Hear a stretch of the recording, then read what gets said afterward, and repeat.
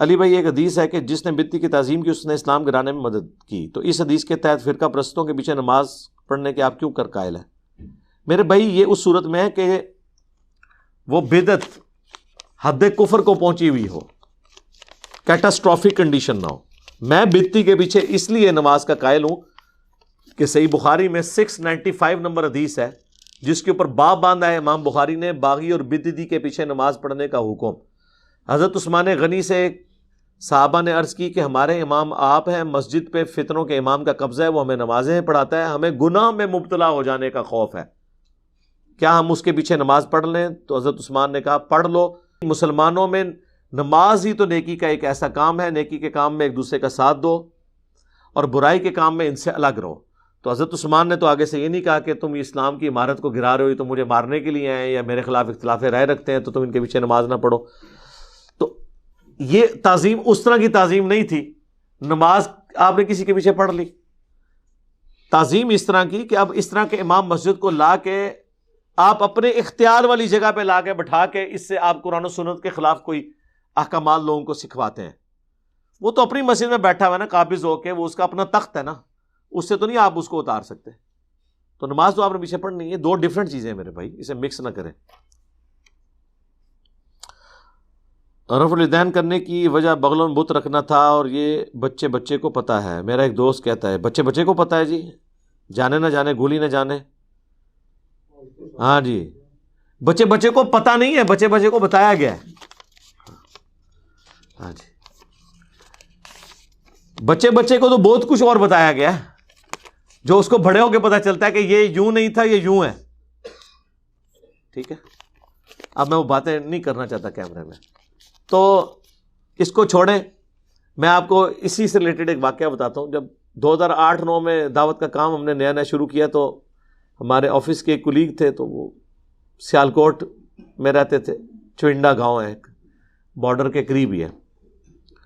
تو وہاں ایک مسجد میں ہم لوگ رات کے وقت رکے، وہاں پہ درس و تدریس کے لیے۔ مسجد بریلویوں کی تھی، لیکن وہ ہم تو چونکہ فرقے سے نہیں تھے، پھر لے کے جانے والے بھی ہمیں بریلوی تھے، ٹھیک ہے۔ اس مسجد کا جو صدر ہے وہ بھی پڑھا لکھا بندہ تھا۔ اس وقت تو ظاہر ہے کہ مجھے کوئی جانتا ہی نہیں تھا، میں 2008 کی بات کر رہا ہوں۔ تو اور وہ بھی ہم پبلک کو کوئی درس نہیں دیتے تھے، اپنے جو دوست یار وہ لے آتے تھے، عشاء کی نماز کے بھی گھنٹے بعد گھروں سے بلا کے بیٹھ کے وہاں پہ کوئی اللہ رسول کی بات کر لی، عز و جل و صلی اللہ علیہ وآلہ وسلم۔ تو وہاں پر گفتگو کرتے ہوئے رفع الیدین کی بات سے مجھے یاد آیا، تو وہ مسجد کا جو صدر تھا نا، جو صرف صدر نہیں تھا، پڑھا لکھا بھی تھا اور مسجد کے بل بھی دیا کرتا تھا، اس کو باتیں معقول لگی، اس نے رفع الیدین شروع کر دیا۔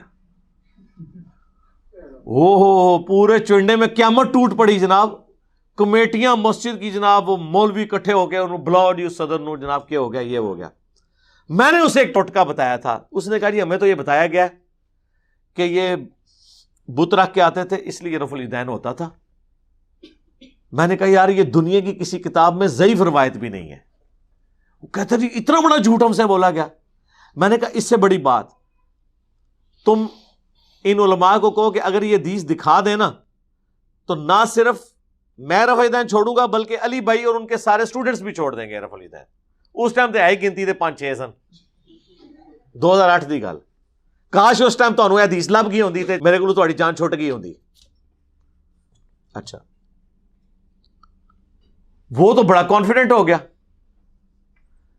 5-6 دن بعد میٹنگ کال ہوئی، وہ جناب بیٹھا، اس نے کہا بھائی بات یہ ہے کہ مسجد سنبھالو نا اپنی، مونی مسجد چاہیے تھی۔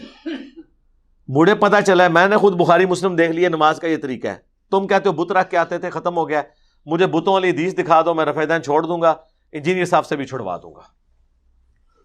وہ مولوی نے کہا گل ہی کوئی نہیں، ساڈے وڈے مولوی صاحب بیٹھے نا جامعہ نظامیہ، جہاں سے مفتی اکمل صاحب بھی پڑھے ہیں، جہاں وہ خادم رضوی صاحب بھی ٹیچر تھے لاہور میں، داتا دربار کے پاس ہی ہے۔ عبد القیوم ہزاروی صاحب فوت ہو چکے ہیں، ان کے ساتھ شیخ الحدیث ہوتے تھے صدیق ہزاروی صاحب، کافی انہوں نے عربی کتابوں کے ترجمے بھی کیے ہیں، احادیث کی کتابوں کے بھی، بریلویوں کے، وہ اس وقت زندہ تھے۔ ان کا جی وہ ہمارے سب سے بڑے عالم ہیں، ان کو فون ملایا جی، فون ملایا، انہوں نے کہا اسپیکر آن کرو سناؤ. انہوں نے کہا جی جناب ایسا ایک بندے نے رفع دین شروع کر دیا ہے، وہ ہمیں وہ آپ اس حدیث کا حوالہ دے دیں وہ جو بت رکھ کے آتے ہیں. ہائے ہائے ہائے ہائے صدقے صدقے جاواں. ہاں ان کو کیا پتا تھا کہ یہ تو وہ بیان ہے کہ جناب والا یہ ہے وہ ذرائع. وہ جو کہہ رہا تھا اس کو کیا پتا تھا کہ ذرائع لوگ پوچھ لیں گے پھر بعد میں. تو یہ تھے وہ ذرائع دیوبند اور بریلویوں کے کہ بت رکھ کے آتے تھے اور نکلے جعلی.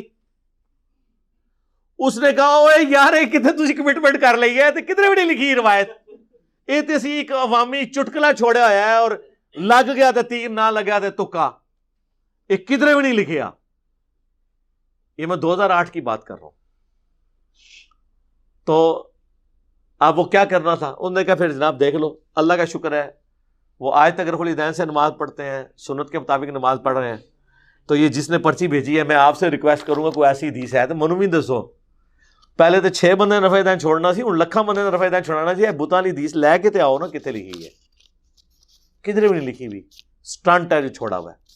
تو اس کا طریقہ یہی ہے. آپ کہہ رہے ہیں نا کیسے بچے کو ہٹائی ہوئی ہے، آپ اسی بچے کو نا ان بڑوں کے پاس بھیجیں، ان کو کہ جی دسو کتنے لکھی ہے. ہر مسجد میں 1-2 نمازی ان سے پوچھے، ہر جمعے کے خطبے میں لوگ کھڑے ہو کے پوچھیں.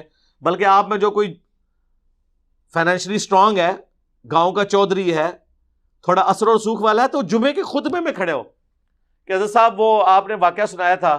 اچھا شروع اینج کرنا جے ڈائریکٹ اعتراض کیتا انہوں نے بٹھا دینے تو. حضرت صاحب وہ آپ نے واقعہ سنایا تھا حضرت عمر فاروق رضی اللہ تعالیٰ عنہ کا کہ بڑے مجمع میں ایک بندے نے کھڑے ہو کے ان سے پوچھا تھا، ٹھیک ہے تو یہ کیا واقعہ صحیح ہے؟ وہ کہا بہ جا صحیح ہے. ان کو جی اے میں ان واقعے تے عمل کر لگا جائے. دوئی بار پھر کھلو کہ تسی یہ دسو کہ اے بت رکھ کے آندے سن رفع الیدین ہوندا سی، یہ کتے لکھے ہے؟ ہاں کوئی طریقہ ہوتا ہے نا سٹ مارنے کا، پہلے منواؤ ٹھیک ہے، اس تو بعد سٹ مارو. پھر دیکھو جناب انہوں نے نسنے دی راہ بھی نہیں لبن لگی. طریقہ یہی ہوتا ہے اور یہ بڑا افیکٹو طریقہ ہے. زلزلہ کتاب لکھی ہے نا بریلویوں نے دیوبندیوں کے خلاف. دیوبندیوں نے کہا بریلوی مشرک ہیں، ان کے یہ بابوں سے مانگتے، قبروں سے مانگتے، مشکل کشا مانتے بابوں کو. یہ سارے کام دیوبندیوں کے بزرگ بھی کرتے رہے. انہوں نے بھی اپنے مرے ہوئے بابوں کے حق میں ایسے ایسے قصیدے لکھے ہیں، ان سے مدد مانگی ہوئی ہے. اب وہ دیوبند مدرسے کو اگر ڈائریکٹ لکھتے نا تو انہوں نے تو فتویٰ نہیں دینا تھا، ان کے اپنے بابوں کا تھا. انہوں نے پتا کیا شاعری کی کہ دیوبندیوں کے بزرگوں نے اپنے بابوں کے حق میں جو جو شعر لکھے نا اس میں انہوں نے صرف بابوں کے نام اور جگہوں کے نام چینج کر دیے. یعنی وہ انہوں نے لکھا کہ ہم مکے مدینے میں بھی گنگوہ کا راستہ تلاش کرتے تھے، وہ جہاں کے گنگوہی صاحب ہیں. وہ لائف سٹوری میں بھی آئے تھے. گنگو شریف سے بات کر رہا ہوں، 2 آئے تھے نا بھائی، ٹھیک ہے. اور وہ میاں والوں کی اولاد میں سے تھے. ہاں جی، وہ جس طرح نبی علیہ السلام نے کہا تھا نا کہ ایک دن آئے گا طائف میں بھی میری دعوت پہنچ جائے گی. اور پھر دیکھیں مختار سقفی طائف کے ہی تھا، اس کا والد تو صحابی تھا، اور جس نے بدلہ لیا قاتلین حسین سے وہ بھی بنو ثقیف سے تھا. تو وہ گنگو کی جگہ انہوں نے اجمیر کر دیا. اسی طریقے سے وہ کسی بابے کا نام لکھا تھا، اس کی جگہ انہوں نے اپنے بابے کا نام ڈال کے نا ایک لمبا سا خط لکھا کہ یہ کچھ شرکیہ شعر یہاں پہ بریلوی پڑھتے ہیں تو اس پہ ہمیں آپ فتوا دیں. دیوبندیوں نے ٹھک فتوا دے دیتا کہ یہ مشرکانہ، یہ پڑھنے والے بھی مشرک، اور یہ وہ جناب فتوا جدوں انہوں کو لایا انہوں نے کہا بھائی جی یہ تو تہاڈے بزرگاں دے اشعار نے، صرف گنگو دی جگہ اسی اجمیر کر دیتا ہے. ہاں جو میں کیتا ہے اشرف علی رسول اللہ جگہ میں چشتی رسول اللہ لاتا تو سارے بریلوی فیل، اور چشتی رسول اللہ جگہ اشرف علی رسول اللہ لاتا سارے دیوبندی فیل. کام تو وہی کیتا نا، ایک طریقہ ہوتا ہے. تو اس طرح انہوں نے فتوے لیے. ویسے تو فتوے لینے نہیں تھے، دینے ہی کو نہیں تھے. انہوں نے کیسے دیتے ہیں؟ فوراً کان کھڑے ہونے شروع ہو جاتے ہیں کہ اچھا یہ ہم نے یہاں پہ کیا ہے. کئی اہل حدیثوں کے مولویوں کے پاس میں نے ابن تیمیہ کی عبارت بھیجی کہ یار یہ نا اس کو بریلویوں کی کہہ کے بیان کرو کہ بریلویوں نے لکھا ہے کہ میلاد منانا گرچہ بدعت ہے لیکن اس پہ ثواب ملے گا کیونکہ اس کے پیچھے نبی علیہ السلام کی محبت ہے.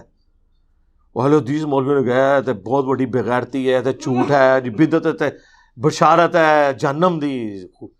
باید دسیا کہ ابن تیمیہ نے لکھا ہے اقتداء الصراط المستقیم ہے تو آپ نے پہلے کیوں نہیں بتایا؟ ادھا مطلب ہے کہ تہاڈا عقیدہ منافقانہ ہے کہ آپ کو پہلے بتایا جائے کہ کس نے بکواس کی ہے تو پھر آپ فتویٰ دیں گے، عبارت میں نہیں دیں گے. تو یہ سب کے سب لوگ جو ہے نا بیسیکلی اپنے فرقوں کو لے کے چل رہے ہیں.